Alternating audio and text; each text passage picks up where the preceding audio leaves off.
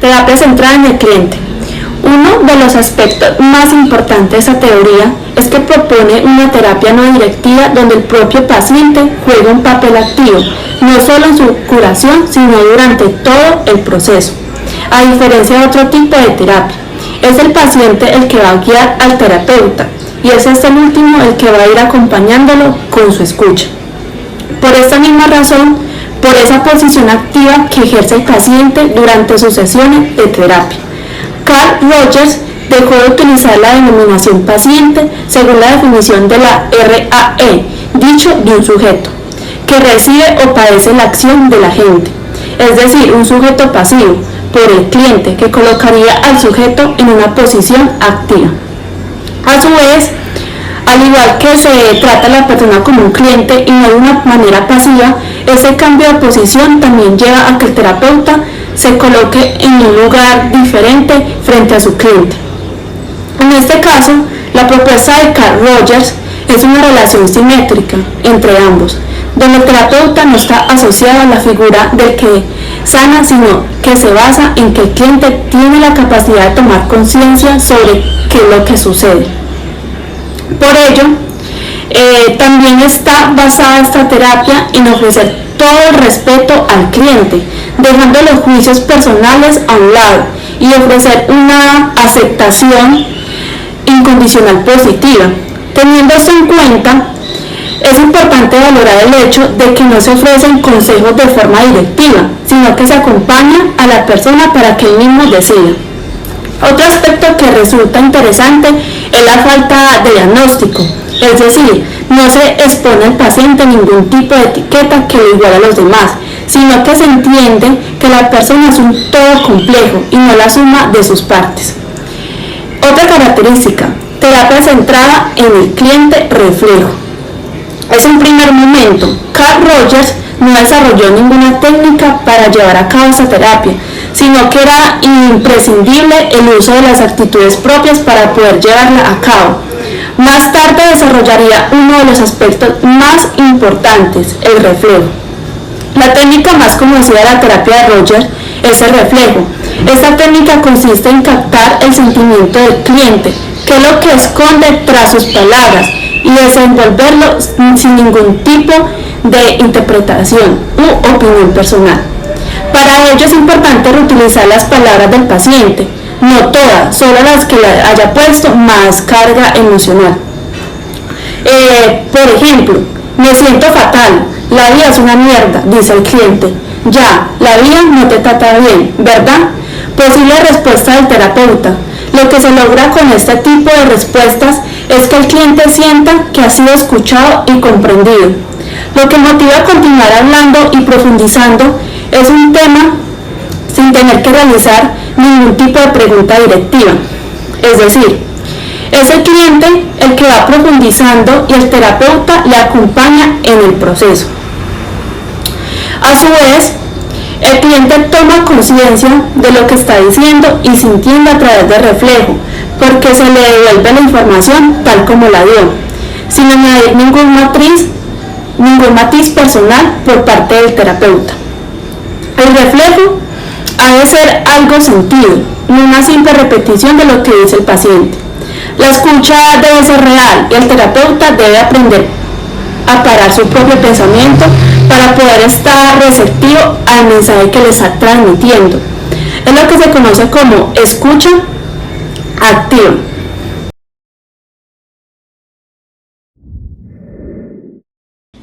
Bueno, hoy vamos a hablar un poco sobre las habilidades del terapeuta.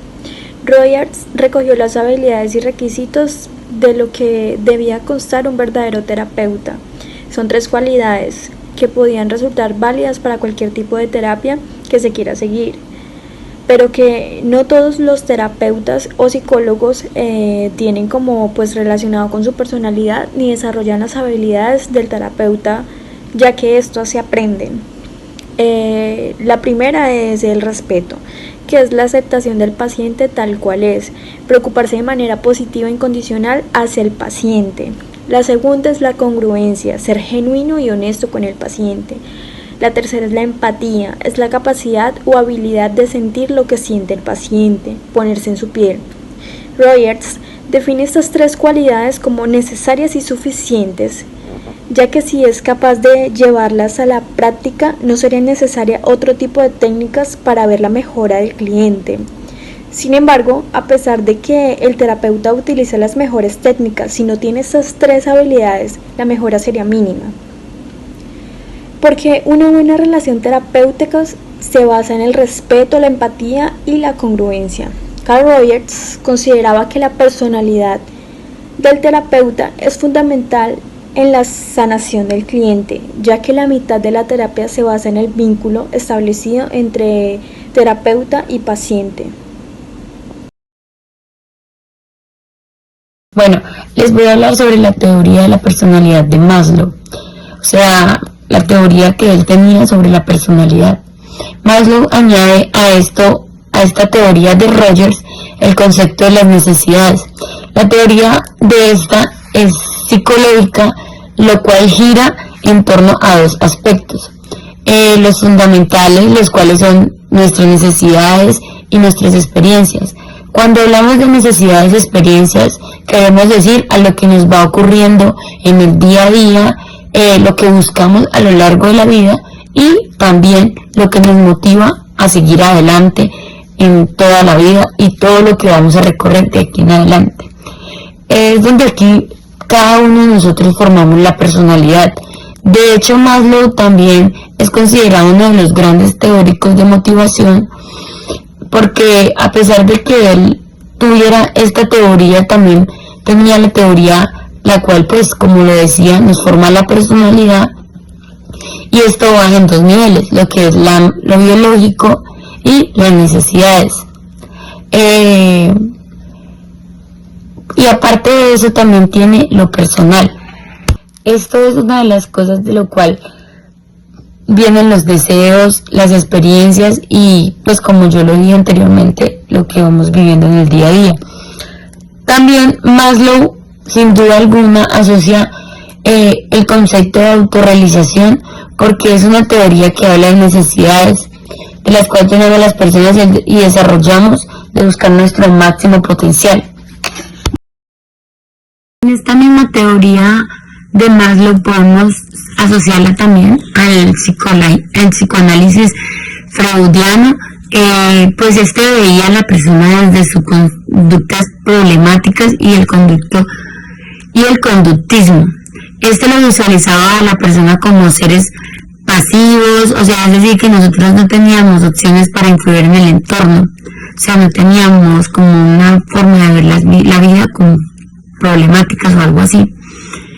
Y aparte de eso, pues, la visión de Carl Rogers en el humanismo era totalmente en el entorno de la visión.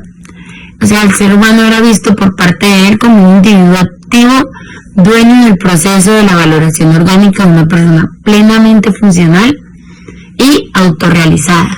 A esto también le añadimos que la persona que es plenamente funcional, en torno a lo que hemos leído, hemos dicho sobre las teorías, es una persona que sea sana cuando posee una serie de características.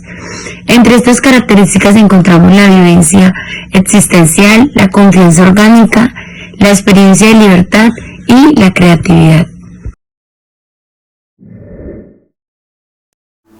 Jerarquía de las necesidades. La teoría de motivación humana desde 1943 se ha ampliado desde entonces.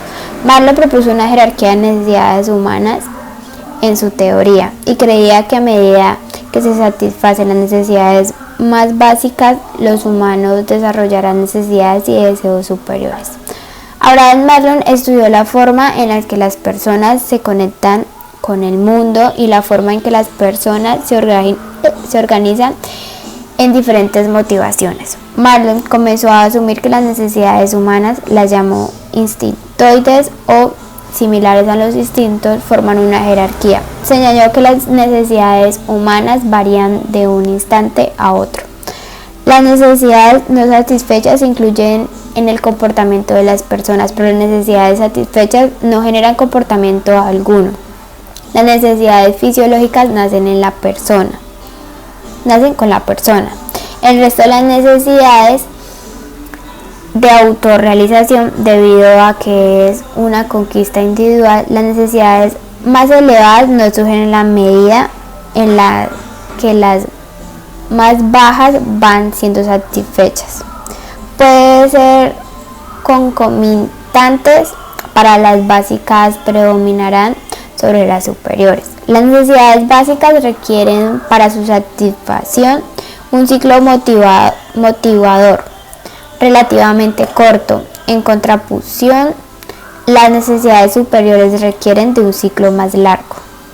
Según Maslow, todo el mundo tiene potencial para la autorrealización. Cualquiera que se esté volviendo más consistente, más integrado y realizado.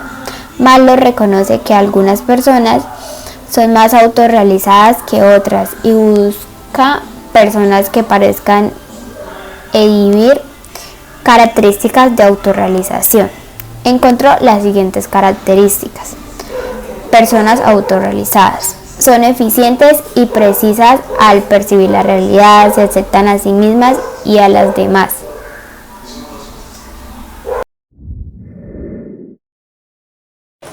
Adler empezó a entrar en contacto con el psicoanálisis de la mano de Sigmund Freud, en quien conoció personalmente en el año 1999. A partir de entonces, Alfred Adler empezó a introducirse en las ideas acerca del funcionamiento de la psique que proponía la teoría freudiana. Él empezó a cuestionar pilares fundamentales de la teoría de Freud, como por ejemplo la teoría sexual.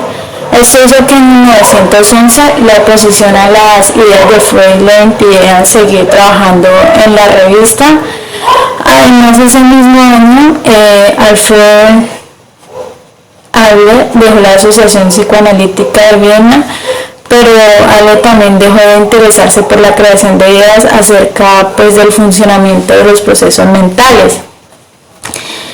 Simplemente creó otra escuela psicológica similar en muchos puntos a la que defendía Freud.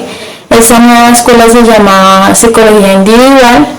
El primer motivo de separación de Adler y Freud le daba como mucho menos importancia a la sexualidad en comparación que Freud. No creía que ni el sexo ni el modo en el que era simbolizado fuese poder ser regulado esencialmente en la conducta humana desde los primeros años de vida. El segundo tiene que ver con el rol del inconsciente.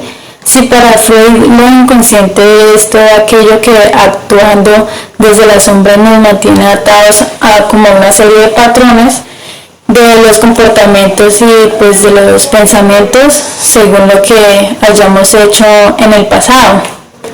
Alfred Adler puso más énfasis como en el poder que tiene cada individuo a la hora de las estructuras del funcionamiento de la mente según lo que ocurre en el presente.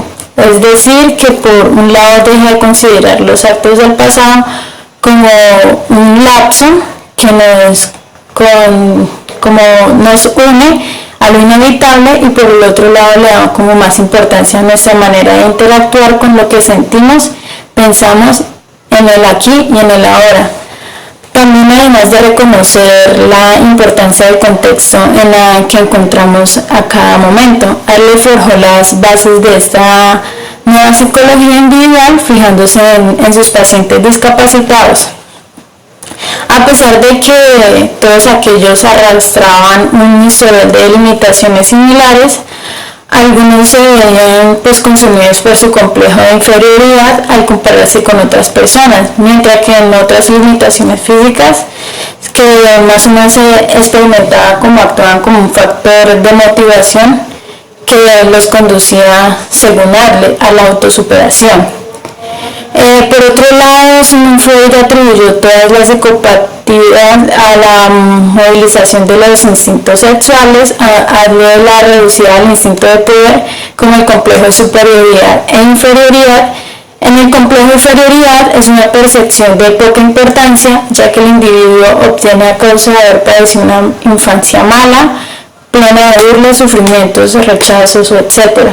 En la ciencia de la psicología y el psicoanálisis, como en el sentimiento en el cual una u otra persona siente menos valor que los demás, lo cual normalmente sucede en forma inconsciente y lleva a las personas a afligirse y saber cómo o ver cómo puede compensarlo. Por otro lado, el complejo de superioridad a él le considera que es un mecanismo inconsciente neurológico en el cual el individuo trata de compensar sus sentimientos de inferioridad, resaltando aquellas cualidades en las que sobresale. Pues esa es la consecuencia del proceso de transferencia que busca esconder la inferioridad percibida con la pretensión de ser superior a los demás en algún aspecto vital.